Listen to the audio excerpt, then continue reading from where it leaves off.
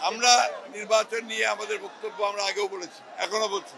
এই সরকার হচ্ছে একটি গণঅভ্যুত্থানের পরে বিপ্লবের মধ্যে দিয়ে এই ইন্টারিম গভর্নমেন্ট অন্তর্বর্তীকালীন সরকার এসেছে।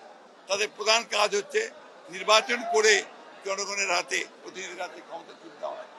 তবে আমরা মনে করি যে জঞ্জাল আওয়ামী লীগ সরকার সৃষ্টি করে গেছে, সেটাকে দূর করতে অবশ্যই কিছু সময়ের দরকার। একটা সঠিক সুন্দর নির্বাচন করার জন্য হলেও একটা সময়ের দরকার, যে সময় এই নির্বাচন এই নতুন সরকার তারা সেগুলোকে দূর করতে পারবে, সংস্কারগুলো করতে পারবে। সেই সময় অবশ্যই এই দেশের মানুষ তাদেরকে দেবে। ফ্যাসিবাদী, ফ্যাসিস্ট, অত্যাচারী, নির্যাতনকারী, হত্যাকারী, নিপীড়নকারী শেখ হাসিনা দেশ ছেড়ে, তার জনগণকে ছেড়ে পালিয়ে গেছে।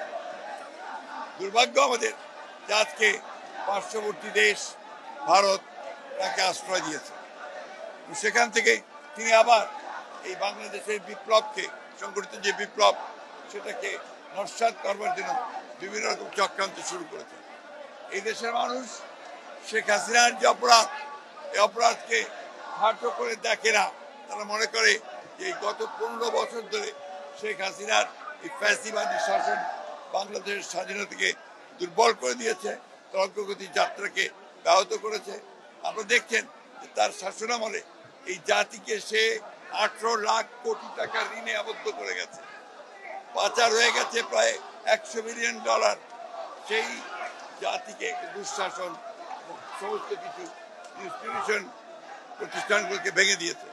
সেই ব্যক্তিকে আজকে এইভাবে ভারতে আশ্রয় দিয়ে ভারত তার যে কমিটমেন্ট টুয়ার্ডস ডেমোক্রেসি, এটা ভারত রক্ষা করেছে বলে মনে হয় না। আমাদের তাই আহ্বান থাকবে ভারতের কাছে যে আপনারা তাকে আইনানুগভাবে আইনের কাছে, বাংলাদেশের সরকারের কাছে তুলে দেন এবং দেশের মানুষ যে সিদ্ধান্ত দিয়েছে সেই সিদ্ধান্ত হচ্ছে তার বিচার করা, সেই বিচারের সম্মুখীন তাকে হতে দেন।